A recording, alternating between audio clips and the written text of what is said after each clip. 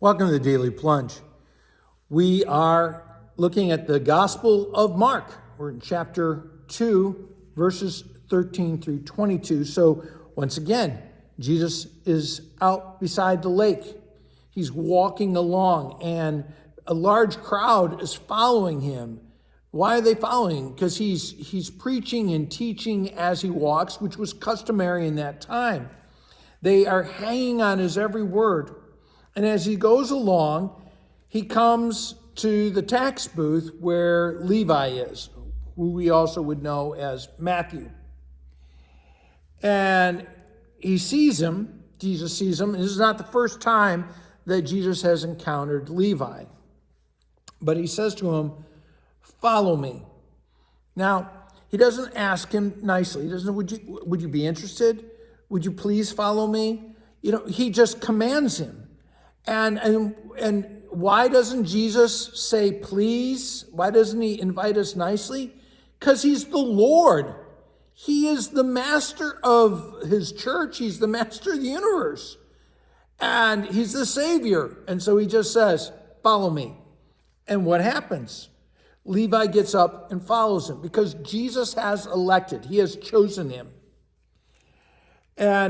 And so after that, while Jesus is having dinner at Levi's house, right, all these tax collectors and many sinners are there. I mean, all these despicables, all these deplorables are hanging around Jesus and eating with him.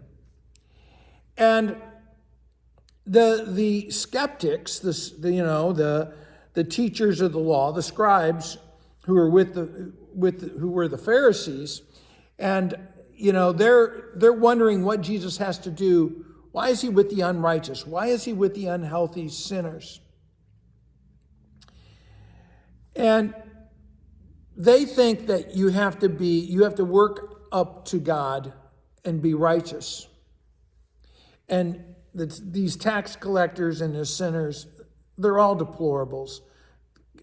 They're not good people. And so they ask about this. And Jesus says it's not the healthy who need a doctor, but the sick. And so he declares that all these people are sick with sin. He has judged them. But he says, that's who I came for. I came for the sinners. I came for the sick to heal them. And that's the thing, is that the church is only here for sinners. If you're not a sinner, you shouldn't come to church. Good news is there's plenty of sinners.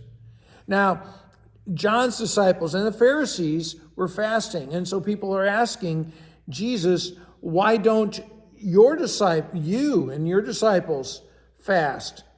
And Jesus says, well, how can the guests of the bridegroom fast while he is with them?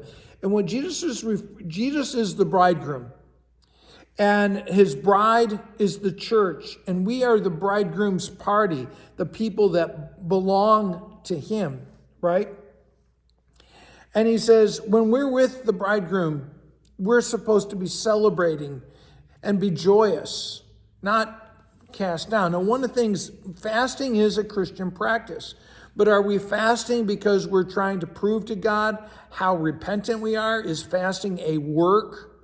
Or is fasting a response to the gospel where we're trying to sort of focus ourselves better from all the distractions so we can focus on the blessings of Jesus? There are two different kinds of fastings.